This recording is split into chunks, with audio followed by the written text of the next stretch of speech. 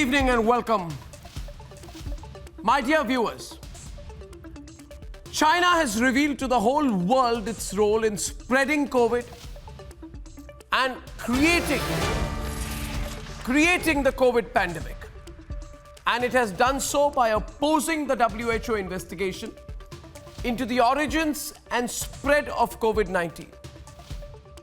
On the other hand, India has shown the entire world that it has the leadership and the political will to start playing a direct role in global affairs by staying not falsely neutral, but by directly standing against China to support the resolution to investigate COVID-19. So on the one hand, you have India and 123 nations. And on the other hand, you have China and possibly Pakistan. I wonder what China is hiding. These are questions we must begin to ask now. Uncomfortable questions. But more and more people are asking, is COVID-19, has it been artificially engineered and generated? Is COVID-19 a bioweapon of the Chinese that was used and went out of control? Is that why China seems to be fudging and hiding reports about its origin and spread? Why did China initially lie about no possibility of human-to-human transmission? Remember, till the middle of January, they were openly lying so. Now, there are many, many questions. But let me leave you with one thought. Viewers, please remember this. China never fights a war. And China rarely ever wins a war. In other words, if you look at their military history and strategy, you will realize that China rarely fights or wins wars. So how does it operate as a country? It operates through a mix of three things. 1, stealth. 2, guise. And 3, tact. Stealth, guise, and tact. The art of war, they call it. They call it the art of war. In this case, was COVID-19 an instrument in their art of war? A Chinese way to vanquish the world without lifting a finger. As an Indian, I am very proud that my nation is standing up directly to Beijing so directly today. Let me warn you, viewers, the Chinese will do everything in India. They will spread fake news. They will use their political parties who are their friends. You know who I'm speaking of. They will try sneaking into Ladakh. They will raise redundant border issues to try and take us on for standing on the right side and demanding the COVID truth. But at this time, we must stay steadfast and know very well while there may be the Vadra Congress and others who are perennially pro-China who may try to deflect us. We must win this battle against COVID, at home and globally. And we must be together. And we must score a big diplomatic victory against China to put these Chinese in their place, ladies and gentlemen. The cry out for Swadeshi, local, go vocal about local will all be understood by you in a broader context now, because the battle against COVID is going to take many, many more dimensions in days to come. All we need to do is stay completely focused on fighting COVID internally and stay united so that externally the threat is something we can tackle with ease. Ladies and gentlemen, 2 big debates this Monday evening. The first big debate is about how we are going to play a leadership role to hold China accountable. What a battle this is going to be. It's going to be a battle for the truth. And debate number 2 tonight. Those who were talking about migrants have been absolutely exposed. If you look at what they've done in Madhya Pradesh and Rajasthan, you'll realize migrants need trains, not lies and propaganda. That's debate number 2 at 10. And here are the headlines this Monday evening, the 18th of May, on the debate tonight. We welcome the proposed resolution before this Assembly, which calls for a stepwise process of impartial independent, and comprehensive evaluation. 123 nations join hands, and India is with them to make China accountable. Move resolution for COVID investigation. Yes, the Chinese must pay. On our part, India is playing a key role in fostering bilateral and regional partnerships. As Xi Jinping tries stalling the probe, Narendra Modi leads India in the global fight for transparency. Vadra Congress bus stunt backfires. Priyanka Vadra gives zero details to Yogi on her fake 1,000 buses claim. Auraria Truth stares at the Congress migrant workers expose their shallow politics. States announce relaxation in green zones as lockdown 4 begins, but strict curbs will continue in Mumbai. And India's coronavirus count inches over closer to 1,03,200 deaths recorded so far. The biggest hotspot is Maharashtra and Mumbai.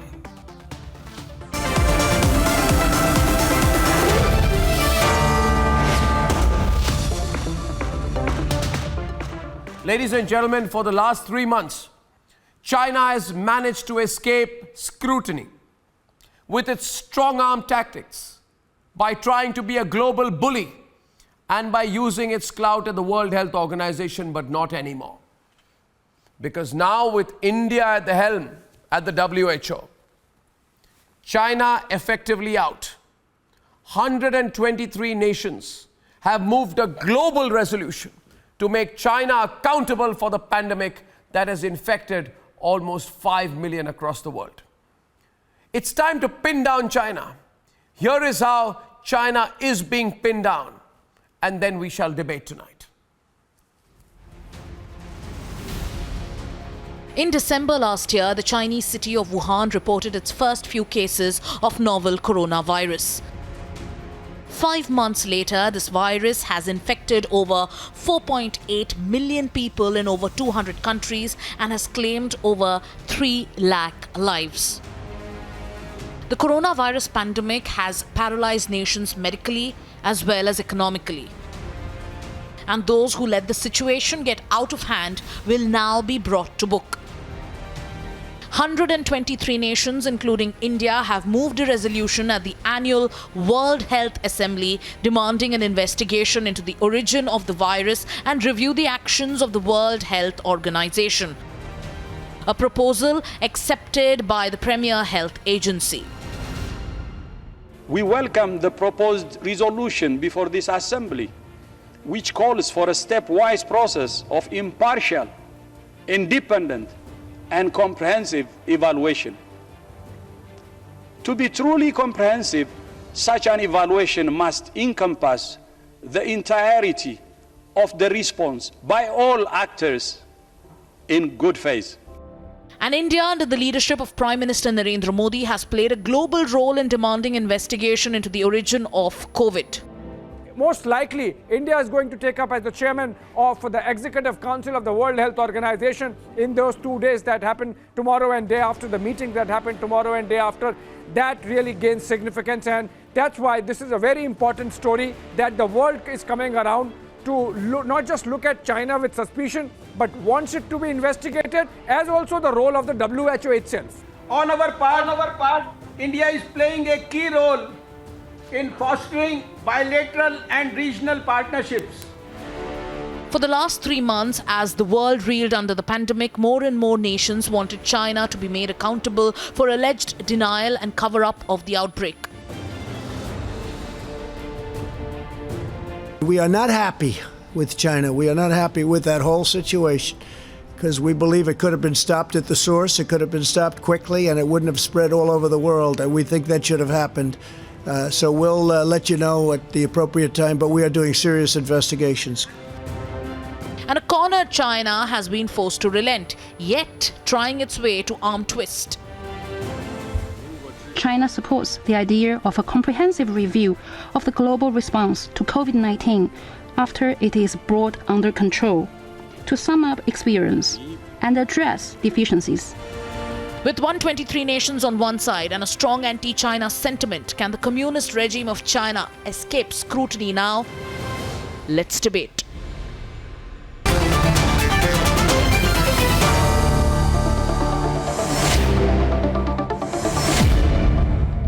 Viewers, on our panel this evening, Rajiv Rudy of the BJP, Sushant Sareen, Dr. Sriram Cholia, who's our contributor on international affairs. We have Savio Rodriguez, who's been writing a lot of anti-China pieces, joining us. He's chief editor of the Goa Chronicle. Muralidharan Nair is with us tonight. He's senior fellow at the Center for Public Policy Research. From Beijing, I have Einar Tangen, political and economic affairs expert, Professor S.D. Muni, former diplomat. Professor Kamal Mitra Chenoy, Professor Swaran Singh of the Center for International Politics at JNU. Ambassador Vishnu Prakash is on the debate, on the third box from the left in the bottom, and Vivek Srivastava. So we have a big panel, but we also have a lot of time. And we will hear all sides. But I just wanted to start by asking you, Einar Tangen, to come into the debate this evening, with Sushant Sareen to open the debate. What you need to understand, Mr. Tangen, with the greatest of respect to you personally, is that it is only a matter of time now before the criminal activities of China are put out before the world. Now, let's not pretend that we can play this game out.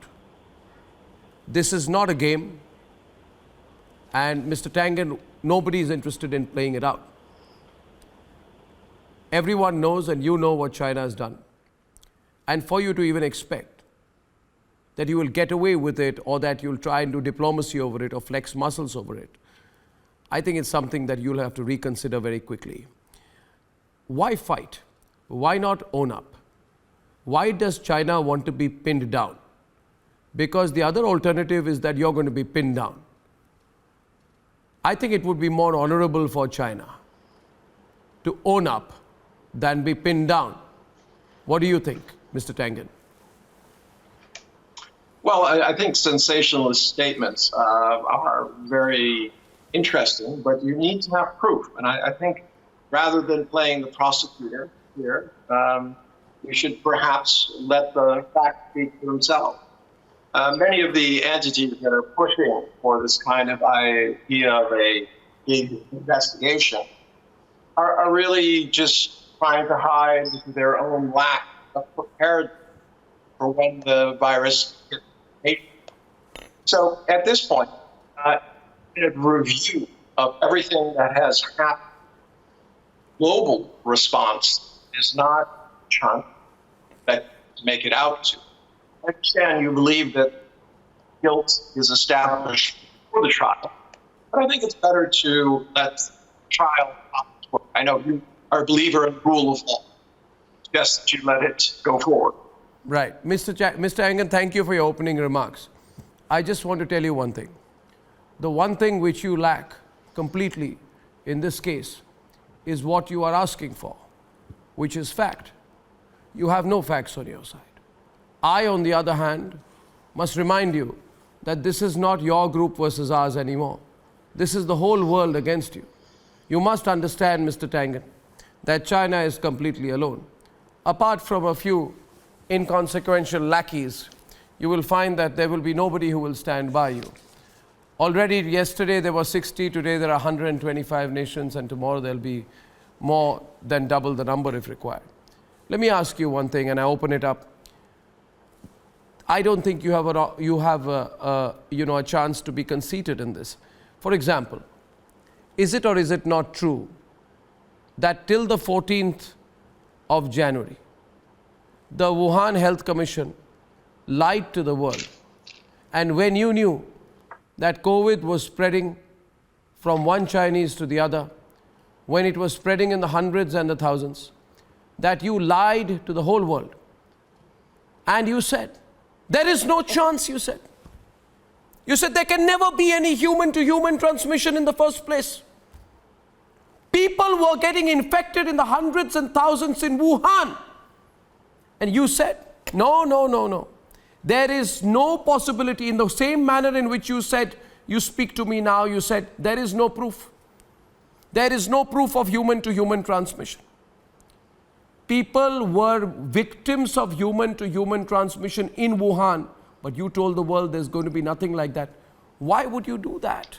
Unless maybe it was a bioweapon that went out of hand, perhaps, something you wanted to hide, perhaps, Mr. Tangan. You see, now all those possibilities will be opened up to you and you will be held accountable. I'd like Sushant to give you the other view. Sushant Sareen, opening from the other side, please. Sushant, to Aina Tangan, please. Yeah, so look, I would go along with what he says that, you need to investigate this, and which is precisely what is now being attempted by the WHO. I have a sneaking suspicion that the Director General of WHO is going to try and dilute this whole process because if you look at the statement which he last made, it does seem to suggest that he's trying to dilute it, he's trying to deflect this entire investigation. But I don't think that everybody else will let him get away with it. Nevertheless, the Chinese resistance to this investigation does raise serious questions. Now, it is entirely possible that this was a natural occurrence of a virus. It had nothing to do with what the Chinese did. But yes, prima facie, the evidence is that the Chinese tried to hide it for a variety of reasons. It could be that the communist regime out there did not want, this kind of a blowback to come its way. It tried to hide it. It thought this problem will go away. We don't know, but we need to investigate and we need answers because hundreds of thousands of people are dying or are already dead. There are millions of people who are infected and there are hundreds of billions in economic losses world over. People's livelihoods have been, put at risk because of what the Chinese did or did not do. So clearly this investigation has to happen. Secondly, and I think that is equally important, Arnab, that is that this is probably the first time that there is a major strategic pushback against the Chinese. The Chinese over the last couple of weeks have tried to browbeat, have tried to intimidate countries. Australia, for example. They've tried to intimidate the Australians, but I must give it to the Aussies for being very plucky and actually going ahead with this thing and spearheading this. And of course, all the rest of the world has come on their back. So what the Aussies have done is that old parable of who will bell the cat. The Aussies have belled the cat. Yeah. The question now is that whether this pushback goes forward, because what the Chinese have been doing until now, they've been picking one, country at a time, targeting it and making everybody else fall in line. But suddenly you see all other countries are also pushing back. Because this is something which has actually destroyed economies and destroyed lives, and somebody needs to be answerable for what has happened. Fine. If at the end of an impartial investigation, it turns out that maybe there were some errors and the Chinese regime is not to blame, but the prima facie evidence that you disappear the doctors, the whistleblowers suddenly disappear, suddenly die. Everyone's on. All sorts of other things. You see, everyone's on the debate. I'm glad this is opened up. Their feet have to be held to fire. Vivek, please stop shouting. Please listen to everyone. Please stop shouting, Vivek. Understand and listen to everyone. Now, Mr. Tangan, I know it's an uncomfortable situation. The Republicans want to come back, and when you have nobody to blame, you are just batting for Donald Trump. When the Republicans have nobody to blame, the United States of America has mismanaged its own country. They have not been able to control the disease in any way. They sold it out to the businessmen in their nation. I am also talking about China. So when you cannot do something, you start attributing it to other nations. Well, I don't know where your loyalties lie anymore. I have a feeling that your loyalties lie somewhere between Shanghai and Wuhan. My loyalties lie with India. No, they are not. They're absolutely not. No, my loyalties lie with India, but then I don't want India Savio will respond to back up these imperialistic powers like the United States of America. Vivek. Savio and Vivek, please. Savio and Vivek. Let me put a perspective into the entire coronavirus pandemic. Right from December 31st. We know what George W. Bush did to Iraq. We know what the United States of America has done in the Gulf for the sake of oil. What we care They have been exploiting nations across the globe. They are imperialistic nations, capitalists. China. The origin and of just the because they failed in their own country, now you are shouting China, China, China. That is the truth. You cannot accept the truth. The problem is very The simple. truth You is, Mr. Donald Trump wants to come back to power, and when he has nothing to show, he's trying to blame Volume down. Chinese. I'd present a few facts. No, 1 minute, 1 minute. I'd like Ambassador Vishnu Prakash to come in right now, please. Ambassador Vishnu Prakash, please feel free to come to the debate, and I'd pit you on the other side with Rajiv Pratap Rudy. I'd go one by one into the debate. I want to give everybody their turn. You see, Ambassador Vishnu Prakash, my question to you is that this is no longer about geopolitics alone, as in like what is in our strategic interest, how far should we go with China, how far should we not go, why should we stick our neck out, why don't the Americans fight their battles with China? I think, Ambassador Vishnu Prakash, it's becoming very evident to everyone, point one, that the Chinese are to blame. Secondly, we need to stand with what is right. And thirdly, we be part of a larger global bloc. And the time has come for India to look China in the eye and tell them a few things straight up, instead of being willing to be pushed back sideways. Ambassador Prakash, do you not believe that we are doing exactly the right thing right now? We need to pin China and pin them really hard. This is our opportunity to do that. Arnab, I just want to make a few very brief points. One, let's look at facts. All said and done, on the 31st of December, China informed WHO, but did not inform the world. Even if it took 2 weeks for China to inform the world, that 2 weeks the virus spread unchecked across the world. And let's remember that 5.5 billion Chinese travel within China every year. So that is one. Two, I am but quite concerned by the audacity. Instead of allowing experts to look at what has happened, China went about blaming other countries, bullying other countries. Australia was bullied. So the behavior is unusual. I'm also afraid that what we are seeing now is too little too late. That is my feeling, because what has been said even today by the Chinese spokesperson is that yes, China will allow independent inquiry. Independent could have different meanings for different people, but after the crisis is over. Now, what does that mean? Exactly. What does it mean?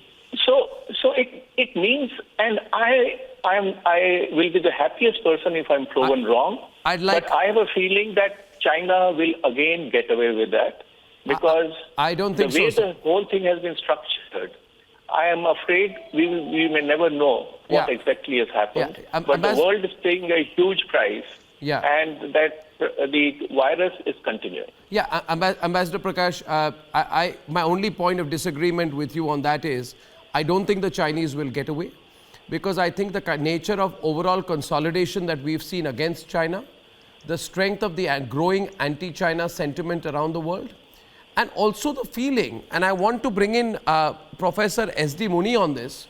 Professor Muni, good to talk to you after a long time. It's been ages since we last spoke. I think the important thing, Professor Muni, also is that the Chinese would never have kept quiet had this happened to them. Let me flip the scales, Professor Muni.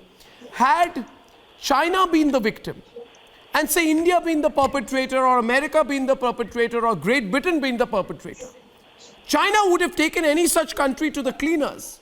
You know, I'll just give you one example, Professor Muni. You understand China well. They browbeat all other nations for too long now. Whether it be trade, they browbeat. Military deals, they browbeat. Why shouldn't the entire world stand up together when China is the one which is under the lens now? Professor Muni. Well, you are right to some sense, so to a large extent, Arnab, that the Chinese are on a very assertive diplomacy, and their world role is very, very aggressive in many areas. But I'll tell you how I look at India's participation in this. I think we waited to see how the world is willing to see this. Initially, we kept quiet, and now we have come into this at a stage where we find that the majority of the world wants this issue to be investigated. There is absolutely no doubt that the virus is started in China.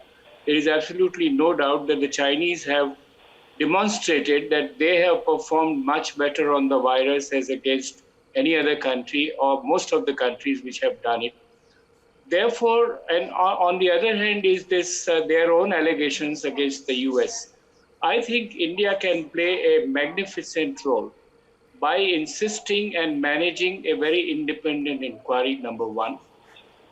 And number two, in fact, finding out the falsehood either on Chinese side or on the US side or on the side of both of them, which will really give India a chance to establish, reassert, reconfirm, reinforce their credibility as an independent nation who is really standing all along with the larger majority of the countries which are poor, developing, but and Professor struggling. Muni, So I see this as a great opportunity for India Professor to Muni, play I know a really independent role. Just one more point. Yes, sure. That I don't know if the Chinese would really facilitate an independent inquiry, and that's a major challenge when India takes over the WHO. Okay, sir, on your first point, I want Rajiv Rudy to come in. After all, he's the BJP spokesperson. Sir, I believe, with all respect to you, I don't think we can remain non-aligned on these matters anymore. I think the world has changed and we need to take a stance on this. That's my first point. Balanced, not non-aligned. Yeah, I understand balance, sir, but you can't balance between America and China on this. I mean, it's the Chinese who are to blame. The Chinese lied, Professor Muni, to the whole world. They told the whole world there is no possibility of human-to-human transmission. And also, the first case of COVID was not in the end of December. It was 17th of November in the Hubei province of Wuhan. The whole pandemic was played down for days. All the Chinese officials secretly determined the possibility of pandemic. Was the news broken by Xi Jinping? Expose that. Sir, investigation must expose that. But then you have to push them, right? I'm saying that make China pay. China needs the world. It's not like the whole world needs China alone. Rajiv Rudy, where do you stand? Kamal Mitra Chenoy and Professor Swaran Singh, just coming to you. Rajiv Rudy. Yeah, I'll just make some quick points here. The World Health Assembly begins and it talks about these 122 countries. And the finger points at Wuhan and China and the suspect, they are the suspect. Now, for a person like me who is a politician and not an expert or an ambassador, there are many things which come up to my mind. And this is what really needs to be addressed. A, what would be the process when we start, when the world comes together? The country which gets most affected population-wise is India, because the second largest population in the world which has been affected. When you talk about the world, 4.7 million people have been affected and 0.35 million people have died. So now India would be the largest victim if this is coming through. The question is, when we are talking about China, do you think China would allow people to come and investigate? Do you think it's a small banana republic sort of a state where you can jump in and say? So there is a lot of things in between which we have to see. Whether what we are talking, you see at the end of the day, if there are experts, no one can pin China as it stands now because it is a bully. It has been a bully in the UN, it has been a bully altogether. And the onus should not be on the people to prove it or the WHO to prove it. The onus should be on China to say that I am innocent, which is going to be the most difficult thing. And to carry it further, when you talk about China, it is not, the challenge is not that you can pin them or find them. The world, they have the largest economic exposure in the world. Let's forget China. If we suspect them, if they don't put them, let's put an economic embargo across the world. Do these countries have the strength to do that? That is a big question which come up now. You are talking about finding a proof, suing China. Do you think ever in history it is going to happen? The only thing which I can do, and the leadership will come to India, where we say that the world has to unite. Well, we are sure if you give them the time, this will go on for 2 years, 3 years, there will be economic challenges, and the whole issue will get murked, and then we will lose. And the biggest loser in the process, because when we are talking about 1,300 million people, it is India, which was under lockdown, a very unthinkable lockdown. So the challenge is different. What our diplomats are talking about pinning and finding and discussing, no. The challenge should be a reality that let's Let's isolate, let's put an embargo, let all these countries who have 80%, 70% import from China, they are not talking about economics, they are talking about pinning China. Can you pin down China? Okay, Has anyone been able to pin down China? It's a bizarre thought process. I think, okay, so let me put it to you this way. You're saying it's impossible to pin down China. And as you said that, I saw Einar Tangen from Beijing, big smile on his face. But let's be real about it. Let's Sriram Cholia, let me get Professor Swaran Singh also into the debate.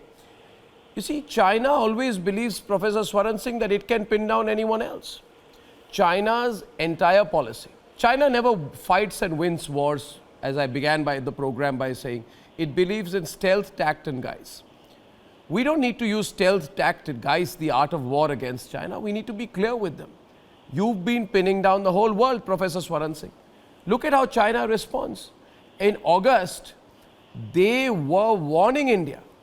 They said, we will have consequences for you if you block 5G trials. So they can threaten the whole world about consequences. When anyone asks them for accountability, there is none. So Professor Swaran Singh, my simple submission, I won't put more examples, is the following. There's a lot of pent-up anger against China across the entire world, justifiably so. You know, they are global bullies. And on top of it, the finger points at them. Do you think they'll really get away this time? I don't think so. If you see the Australian response and the global support, it tells you things are moving in a different direction. Professor Swaran Singh, please. There is absolutely no doubt the anger against China is expanding worldwide, and this paper being presented to World Health Assembly now is a good example of how 125 countries have come together. But we also need to notice that United States was not among those 125 countries. We also need to take note that this is a very watered down resolution which is talking about human rights and liberation, debt crisis, other diseases, vaccine, and of course does not mention anything on either China or Wuhan. Now, this is what facilitated India to join these 125 nations, because India thought this would not anger China in a great deal. Indeed, China has also supported the resolution along with offering $2 billion of aid to United Nations. So fundamentally, China has always defined its sovereignty as not accepting any foreign criticism, not accepting any internal dissidence. In last 40 years, China has become capable to impose that definition of sovereignty on rest of the world. Now, if you juxtapose Can you this explain with what that, is please, happening to Professor World Health Swaran Singh? Organization, That was a very sweeping statement. First of all, just quick point to you, Professor Swaran Singh. Again, sorry to intervene here. If anyone thinks that you can pay $2 billion or $1 trillion and buy your way out of the crisis by buying the United Nations and its affiliate organizations, they would be dreaming. The scale of human suffering is too vast this time and the consequences too major. Secondly, you spoke about imposing sovereignty on the world. I don't think China is in any position to impose sovereignty on anyone, including Taiwan. So small correction to that, and Sriram, listen to the debate. Sriram, listen to the debate. Sriram Cholia wanted to respond to you. So this is interesting. Sriram Cholia will respond to you, Swaran Singh, and then I'll give you a rebut back. Yes. Sriram Cholia, please. Yeah, Arnab, I think... No, please address Professor Swaran Singh directly. The issue really here is not about the World Health Assembly resolution per se. I think it's a baby step and an important step towards ultimately, pinning down China, or however you want to put it, holding it accountable and, for the truth to come out. More important, Arnab, is the dependence that many countries in the world had developed on China structurally in the name of globalization for the last 20-30 years. Correct. That is why the Chinese have been able to obfuscate so far and escape punishment. The moment we wean ourselves away, so I'll go back to Mr. Rudy's point, it's a good one, and this is very central and is close to what our own Prime Minister has been mentioning. Atmanirbhar Bharat, the whole idea of self-reliance, is now striking many countries in the world, because the Chinese literally are holding us hostage now, Arnab. Because on one hand, we have this resolution, we are trying to force the truth out of them, even though that how far that will go, we don't know. But on the other hand, the Chinese control the supply of PPE, the Chinese controlled supply of masks, most of the manufacturing of the gowns, ventilators, respirators, you name it, everything that we need to overcome this gigantic we are building crisis, a lot of the local Chinese competence have in a that. hold over it, Arnab. We have built So a significant therefore, amount of the more competence we in that, so there's no develop know-how they indigenous have which we production, don't. The more we wean away from dependence on China in the next 5 to 10 years, I they think will it's not be able to hold us hostage again, Arnab, like this. No, So I think it's a historical lesson, Arnab. It goes beyond the question of whether it started in Wuhan or not. Definitely it started, and if not in the courts, if not, no, I'd remind you, Sriram. In the eyes of the Sriram, in the eyes of the people of the world. Sriram, to be fair, let me get Professor Chenoy, go back to Professor Swaran Singh. It's an interesting debate, but I need to make one point here. You see, we as I say, Kamal Mitra Chenoy, I think we have this craven mindset sometimes that China is an extremely powerful country which cannot be questioned. Why don't we strongly assess the vulnerabilities of China? Why don't we look at how restless their local population is? Why don't we look at the history of repression, for example, that they have had in Xinjiang? Why don't we understand how nervously they respond every time to Taiwan? I mean, N.R. Tangen will remember that in July 2019, Mr. Tangen, when a US signed a military arms deal with Taiwan, China said it will impose sanctions on the American company selling the arms. I mean, that kind of overreaction, they have strong sensitivities. Kamal Mitra Chenoy, if there is one country that is vulnerable because it has built scale without building the demand, China's manufacturing depends on global demand. The world can pin down China if it wants. It'll have to be a concerted effort. China has built infrastructure for the world. We need disinvestment or not? Yeah, so disinvestment from China. The slogan and the principle for the new China world has been a beneficiary of globalization, while also being one of the strongest opponents in practical terms of globalization. And it's everybody has a successful run. It's past its prime. Einar may not like to hear that, but the Chinese are well past their prime. And they're going to have to reconcile with the changing global realities. But Kamal Mitra Chenoy. You seem to be very concerned yes, Einar. About Did I touch a raw nerve somewhere there? That's what they're in fact guilty of. Pardon me? This is in essence a kangaroo court. You've reversed the guilty till proven innocent and saying that you're guilty. Innocent till proven guilty, and you've now turned it around and say that you're guilty till proven innocent. Einar, let me tell you one thing. This kind of thing is going against the rule of law. Everything that your traditions that you got from the British. Sir, the burden of proof lies on the country from where the virus originated. The burden of proof, if you're talking about the principle of law, the burden of proof lies with the accused. Prosecuting people back in the day. But I always gave them the benefit of the doubt, rather than trying to convict them by mob rule. Sir, you cannot win in a court of law.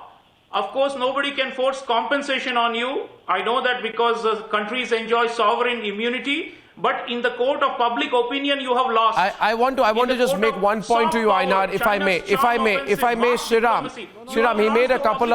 he made a couple of interventions which need a little bit of a pummeling in response. Now, Einar, you keep highlighting the fact that you are an American citizen only, circumstantially in Beijing, and then you talk about kangaroo courts.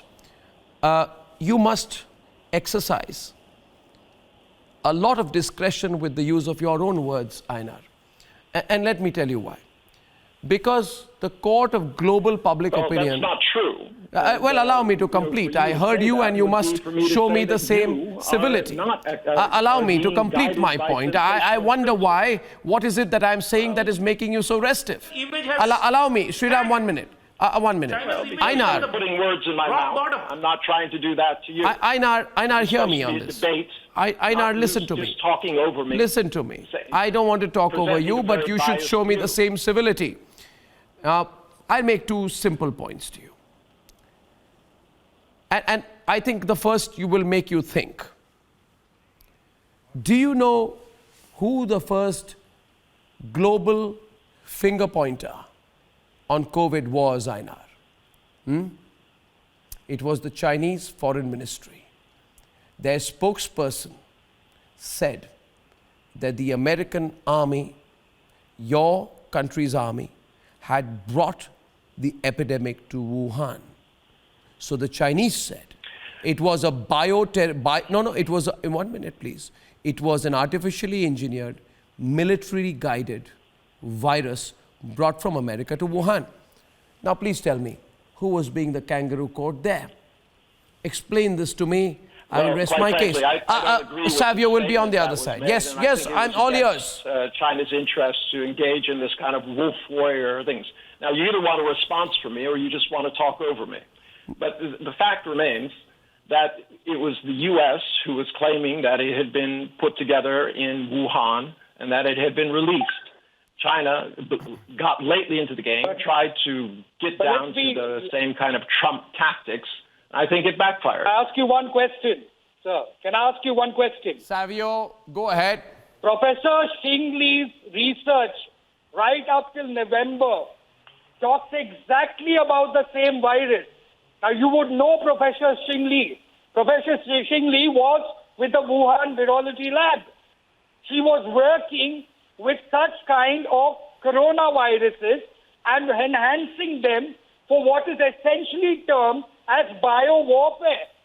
Now, would you deny that, sir?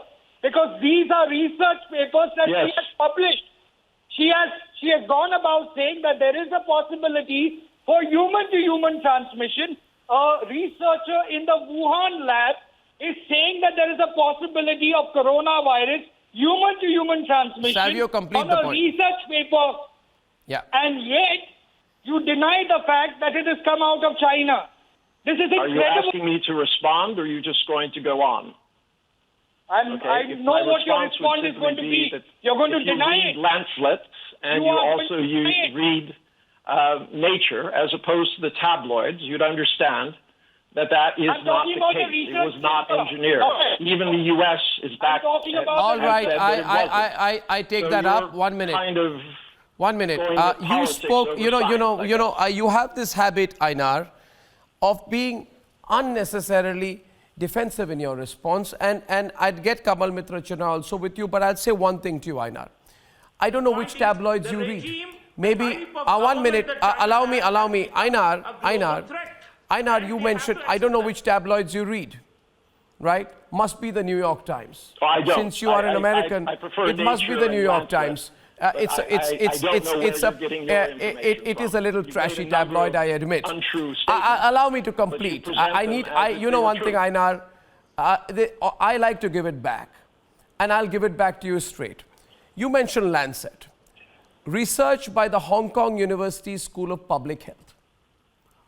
Published in, hold your breath, the Lancet says that 232,000 people could have been infected in the first wave in China. Now, do you know, Einar, how many times that is the reported number? 4 times. 400%. How tabloidy is the Lancet sounding to you now? Those are based on mathematical models. When you read that particular You're not looking article, good. You'll know that was based on models, not necessarily actual research. Well, I mean, that the Lancet. You just quoted the Lancet. I quoted the Lancet back at you. Well, you have no not answer exactly now. the same.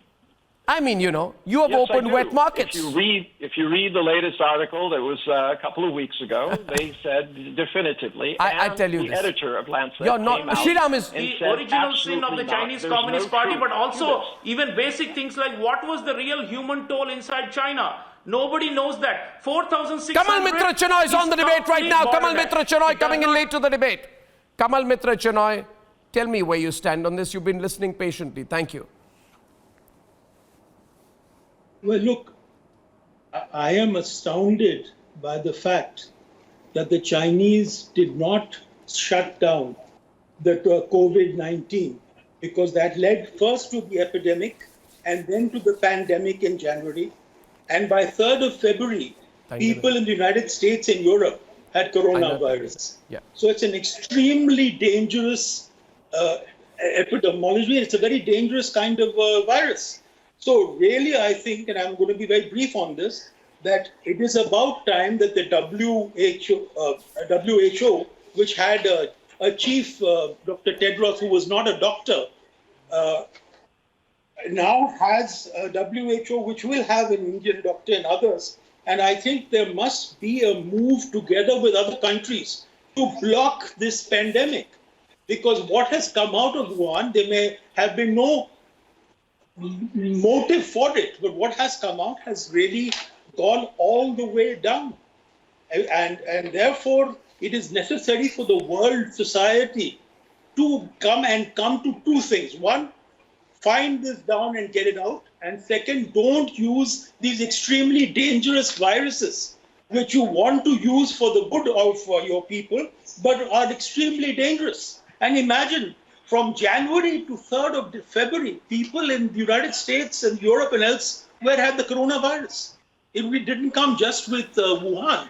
So I think that should be looked at, that it is an item and a threat that we have to deal with, and not just get involved with arguments on other issues. Yeah.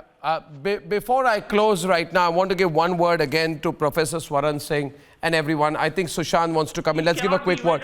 I just want to make one thing, Professor Swaran Singh. The world is questioning China, not just India now. I think everyone needs to understand that it's not India alone. It's the whole world coming together. Professor Swaran Singh.